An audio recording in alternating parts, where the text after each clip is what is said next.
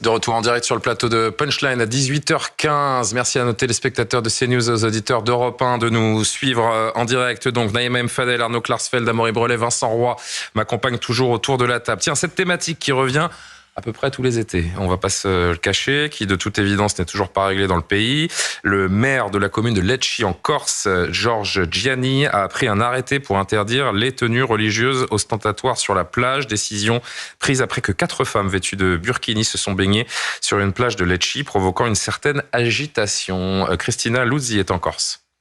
La population ici sur l'île de Beauté nous dit observer de plus en plus de revendications communautaires, notamment avec le port du burkini sur certaines plages insulaires. Une réalité qui impose à des maires qui ne sont pas forcément marqués politiquement, comme c'est le cas ici sur la commune de Lecce, de prendre différentes mesures. Le maire de cette commune de Corse du Sud a en effet pris un arrêté ce mercredi interdisant l'accès aux plages et à la baignade jusqu'au 30 septembre à toute personne n'ayant pas une tenue correcte, respectueuse des bonnes mœurs et de la laïcité. L'arrêté posté sur la page Facebook de la commune précise également que le port de vêtements pendant la baignade ayant une connotation contraire à ces principes y est également interdit. L'édile de cette commune, dont Georges Gianni, justifie notamment cet arrêté par le fait que les tenues religieuses ostentatoires peuvent être source de conflits graves et donc de nature à créer des risques de troubles à l'ordre public qu'il est nécessaire de prévenir. Le maire invoque par ailleurs le principe constitutionnel de laïcité. La préfecture de Corse déclare avoir bien reçu l'arrêté pris par le maire et assure que le texte passera par le contrôle de légalité comme chaque arrêté. Naïma M. Fadel, pardon. Un arrêté pris parce que quelques femmes ont été aperçues sur la plage portant des burkinis. C'est le signe que la Corse n'est pas épargnée par l'islam radical ? Vous savez, les personnes qui mettent le burkini, d'abord, il n'y a pas d'habit, c'est pas un habit religieux, mais il est utilisé dans ce sens. Vous n'avez pas que des musulmans radicaux qui mettent le burkini. Je préfère, oui, j'en connais des personnes qui sont pas du tout radicales, mais qui mettent un burkini. Déjà ça. Après, c'est la question en fait des règles communes aujourd'hui qui se posent à nous. C'est-à-dire que certains ont essayé aussi dans les piscines de mettre un burkini alors qu'il faut mettre... Est-ce que je dis une bêtise, pardon de vous interrompre, que si je dis que le burkini ne correspond à rien à ce qui peut être écrit dans le Coran, ou une tradition musulmane, c'est pour ça qu'on s'interroge sur l'objet politique, parce qu'il n'y a pas de source religieuse qui indique une telle pratique. Absolument pas, il n'y a pas de source, on peut pas vous dire c'est écrit dans telle page et c'est pour ça qu'il faut le mettre, absolument pas. Mais aujourd'hui vous avez des personnes qui le mettent et qui en fait ne respectent pas ce que j'appelle les règles communes. Vous savez, les règles comme de bienséance. Quand vous allez dans une piscine, vous vous mettez en maillot de bain, d'ailleurs même le bermuda n'est pas toléré dans une piscine, c'est plutôt le slip de bain pour les hommes. Et quand vous allez dans une plage, vous êtes aussi pareil en fait, c'est ça. Et aujourd'hui vous avez des personnes qui viennent avec un burkini et qui veulent en fait créer cette espèce de séparatisme entre le eux et le nous, et qui peut être gênant. Et moi, je m'interroge sur la pudeur, parce que souvent, c'est mis en avant en disant, c'est parce que il y a de la pudeur et on veut cacher son corps, etc. Mais comment, dans ce cas-là, on peut tolérer d'être dans un espace où il y a des femmes qui sont en maillot, ou des hommes aussi en slip, et c'est pareil pour leurs conjoints. Comment, dans ce cas-là, ils peuvent accepter que, du coup, il y ait cette vision si on allait loin. Et si on poussait ça, si on poussait ce questionnement, c'est pour ça que, par exemple, les nudistes, on n'accepte pas qu'ils soient dans une plage avec tout le monde.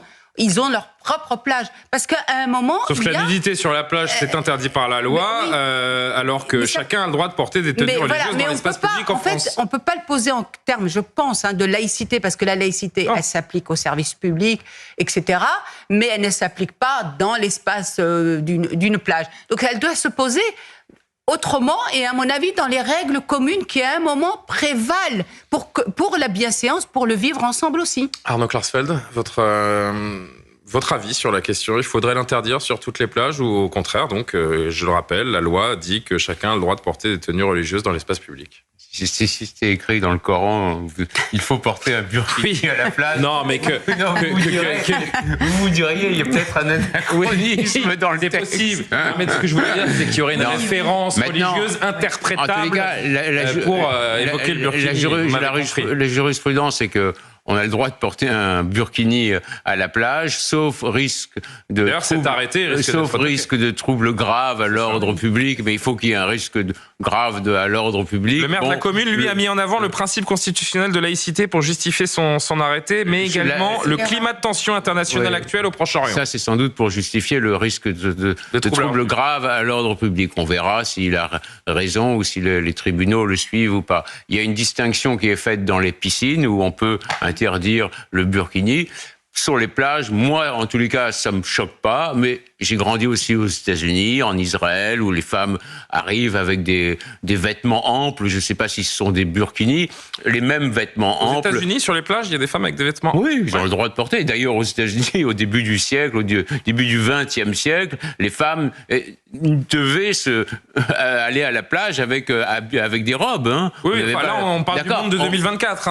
On parle du monde de 2024, d'accord, mais il y a des sociétés ou des religions qui évoluent à un rythme peut-être différent. Je comprends que ça puisse choquer des gens.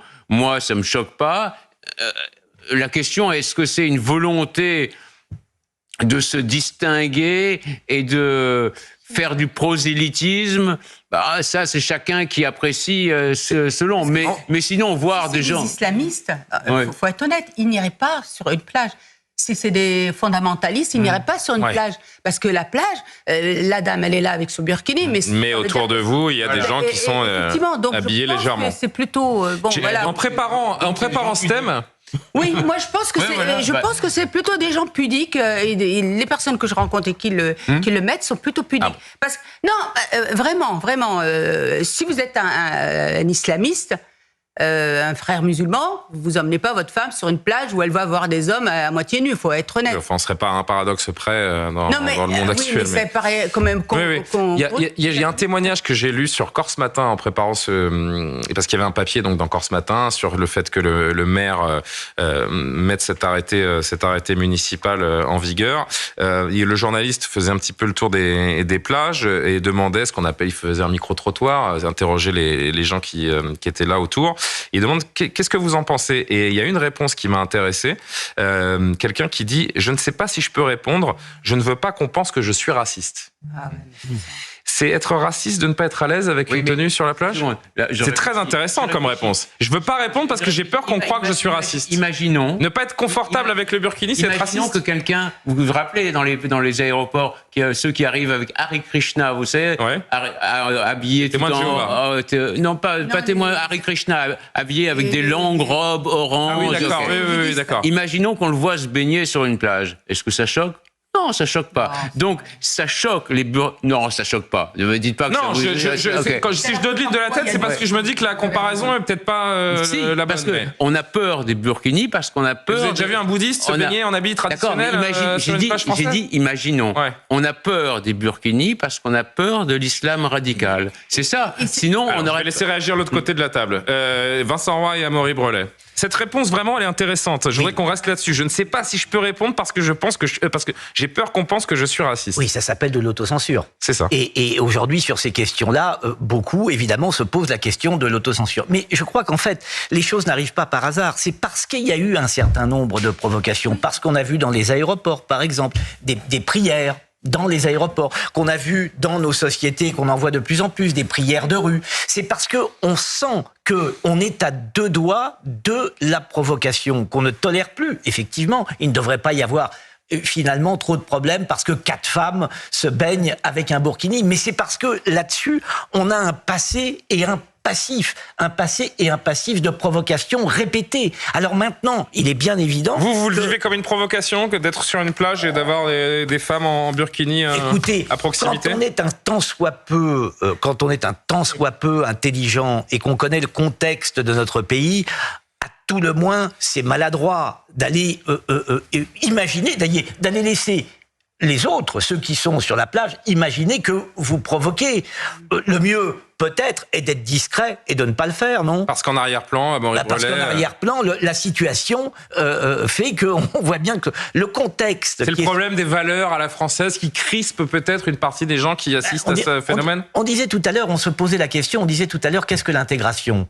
Bon, l'intégration, ça peut aussi être le fait que alors pour le coup, pour reprendre le mot, on s'intègre, c'est-à-dire qu'on vit comme les autres. On n'essaie pas à toute force de se distinguer. Si l'on veut se distinguer par une tenue, par une pratique religieuse, etc., eh bien c'est dans la sphère privée que ça se fait. Voilà, c'est tout. Est-ce que parce que certaines femmes portent des burkinis sur la plage à Mauribrelais, on doit y voir une contre-société qui émerge ? Moi, je suis très divisé sur le sujet. Je crois que ce vêtement renvoie dans l'esprit de nombreux Français à la présence envahissante de l'immigration plus largement et donc de son corollaire de l'islam.